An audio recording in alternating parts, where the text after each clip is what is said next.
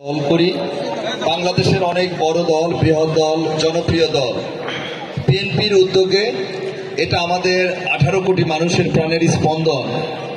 আমাদের পার্টির ভারপ্রাপ্ত চেয়ারম্যান, আমাদের আগামীর ভবিষ্যৎ, আগামীর বাংলাদেশ জনাব তারেক রহমান সাহেব এবং আমাদের গণতন্ত্র, স্বাধীনতা, সার্বভৌমত্বের মূর্ত প্রতীক আমাদের প্রিয় নেত্রী দেশনেত্রী বেগম খালেদা জিয়ার আহ্বানে আমরা জানি যে 5ই আগস্ট পরবর্তী যে পরিস্থিতি আমাদের দেশে, সেই পরিস্থিতিতে আমাদের দল এবার পহেলা বৈশাখকে দলীয়ভাবে আমরা সারা বাংলাদেশের ন্যায় আমাদের রাজবাড়ী জেলারও আমাদের 5টি উপজেলা, 3টি পৌরসভা সহ বিভিন্ন জায়গায় এই পহেলা বৈশাখের প্রোগ্রাম আমরা আসলে গ্রামীণ সংস্কৃতিকে তুলে ধরার জন্য আমাদের গ্রামীণ জনপদে এটার যে ঐতিহ্য, এটার যে ভূমিকা, এটা আমরা বলা যায় যে বিগত অনেক বছর আমরা একটু পাশ্চাত্যের সংস্কৃতির দিকে বেশি ধাবিত হয়েছি।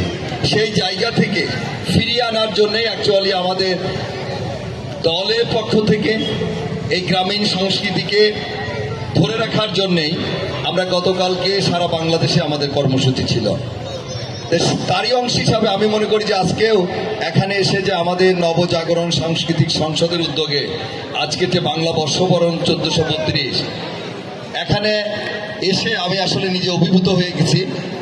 সবচেয়ে বড় কথা হলো যে এই আমরা যেখানে দাঁড়িয়ে কথা বলছি, যেখানে এই কর্মসূচি চলছে, বাংলা বর্ষবরণ 1432 চলছে, সেখানে অনেক গুণীজনের পদচারণা, বিশেষ করে এই শিক্ষা প্রতিষ্ঠানের যে সমস্ত শিক্ষক মণ্ডলী রয়েছে তাদের একটা বিরাট ভূমিকা কিন্তু এই জঙ্গল ইউনিয়নের প্রতিটা কর্মসূচিতে থাকে। আমি গত দুর্গাপূজায় আমি বেশ কিছু, এখানে দুর্গাপূজায় আমি যতটুকু জানি জঙ্গলে 147টা পূজা মণ্ডপ ছিল। আমি অনেক পূজা মণ্ডপে যাওয়ার সৌভাগ্য হয়েছে। আমরা মনে করেছিলাম যে 5ই আগস্ট পরবর্তীতে এই দেশে বিশেষ করে হিন্দু কমিউনিটি ভাইদের ভিতরে একটা আশঙ্কা, বা অনেকেই আমরা বাইরে থেকেও মনে করেছিলাম যে এবার হয়তো একটু বিশৃঙ্খলা বা অরাজকতা এরকম কিছু হতে পারে।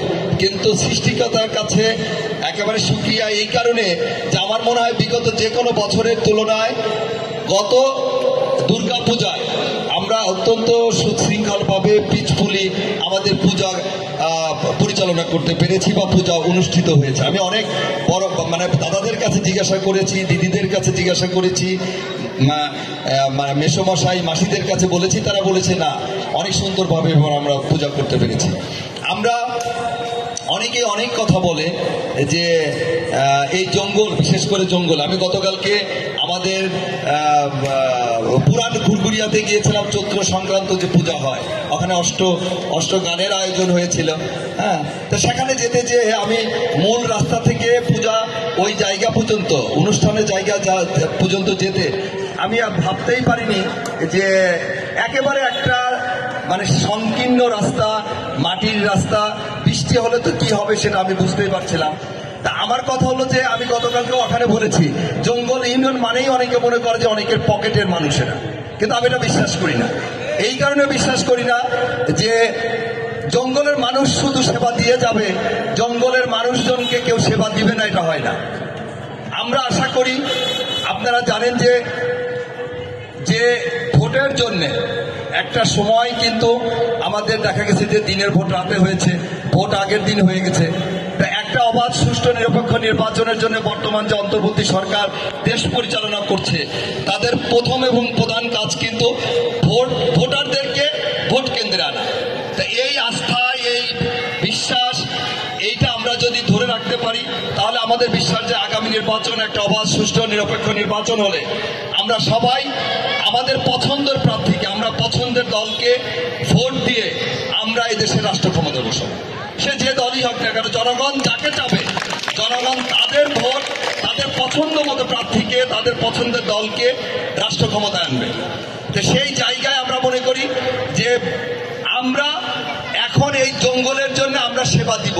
আমরা সেবার জন্য জঙ্গলের কোনো জনসাধারণকে যেন কোনো নেতৃবৃন্দের কাছে না আসতে হয়, যারা এই দেশ পরিচালনা করবে আগামীতে তাদের পিছনে যেন ধর্ণা না দিতে হয়। আমি চাই যে জঙ্গলের মানুষজনের দোরগোড়ায় সেবা পৌঁছে দিতে হবে। এবং আমার বিশ্বাস আমাদের দল যদি রাষ্ট্র ক্ষমতা আসে, আমাদের যদি একটা জায়গা হয়, আমরা কথা দিচ্ছি আপনাদের কাছে যে জঙ্গল এখনো অনেক অবহেলিত রয়েছে। এই জঙ্গলের প্রতিটা আনাচে কানাচে